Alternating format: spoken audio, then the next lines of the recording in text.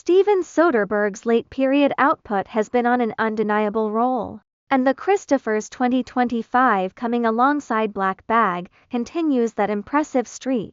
Much like its companion film, it relies on tight scripting, sharp editing, and a central dynamic focused on two characters playing a high-stakes psychological game against each other and the world around them.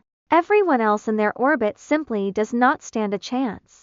I watched the film under far from ideal circumstances, split across 2 legs of a cross-country flight with an hours-long layover in between. While a seamless, single-sitting rewatch is definitely in order, I doubt I could like it any less than I already do. The story stars Ian McKellen as Julian, a legendary painter who has not produced anything noteworthy in years. Enter Michaela Coel's character, Laurie, an aspiring artist who manages to insinuate herself into Julian's life and workspace as his new assistant. As viewers know from the outset, Laurie is not what she seems. She has been secretly hired to track down an incomplete, reputed third set of paintings in a series known as The Christophers, which are hidden somewhere in his studio. Her assignment is to locate the works, complete them in Julian's distinct style, and hide them to await his eventual passing. There is even a subtle implication that Laurie harbors a personal grudge against the old master.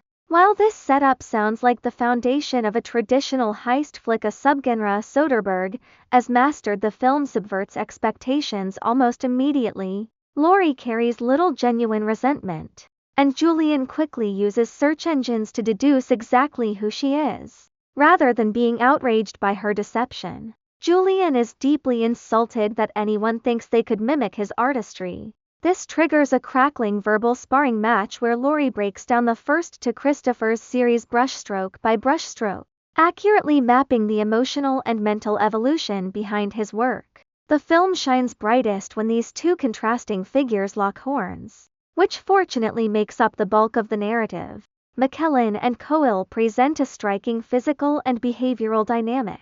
From his first scene, Julian pontificates and complains endlessly, hogging all the air in the room. Laurie, by contrast, is quiet and intensely observant. When she speaks, her words cut straight to the truth without a single wasted sentence. As their dynamic unfolds, both characters learn from and challenge one another. Ultimately, The Christophers suggests that great art is never created in a vacuum.